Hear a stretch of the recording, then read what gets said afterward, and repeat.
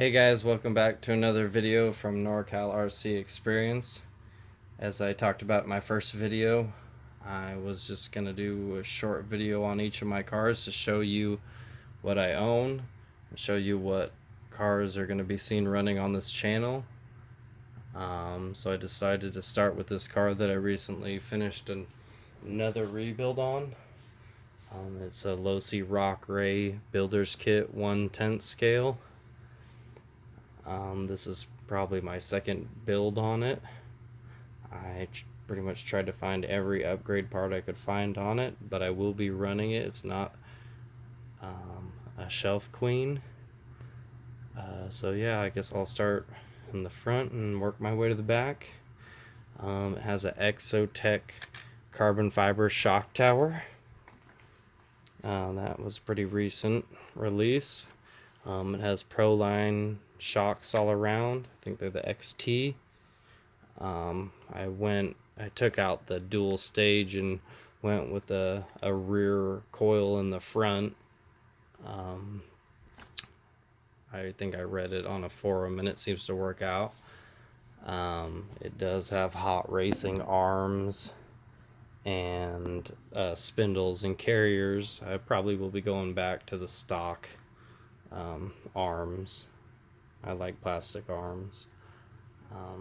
But yeah, I went a little bit overboard on that. It does have the SSD front aluminum bulkhead because there's so much flex in the stock one. I think I did a fast Eddy bearing kit all the way around. It does have the original aluminum upgrade parts that came in the builder's kit.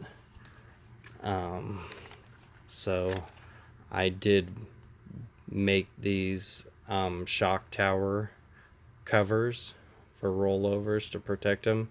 I guess T-Bone Racing came out with some plastic ones, but I made these. They just go in the stock mounting holes. I made a couple sliders for the top as well. I do have the T-Bone Racing fins, but I made side sliders as well right here, all stock mounting holes, and then rock sliders down here. For steering, it has the Exotech steering rack.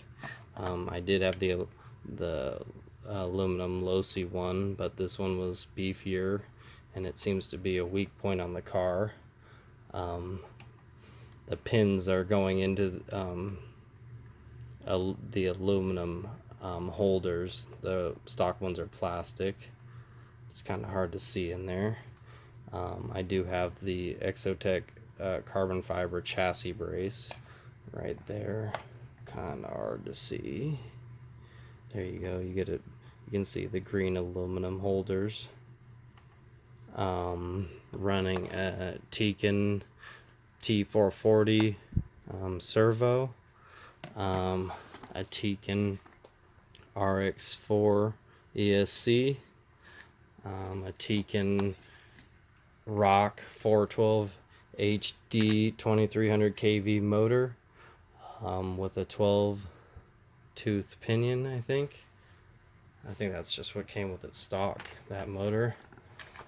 Like I said, I got the Proline 5-inch shocks in the rear. Those I left with the dual springs up top. 90 shock weight in the rear. I do have the Vanquish Curry rear aluminum axle. It's a nice piece. Gonna be sad to scratch that all up, but it's gonna definitely happen. Hot racing rear drive shaft. You can see right there. I left the front plastic just because they take less abuse, but that's pretty nice. I found this piece on eBay. This was a Dean's connector that fit in the stock mounting setup. If you had a RockRey, you know what I'm talking about.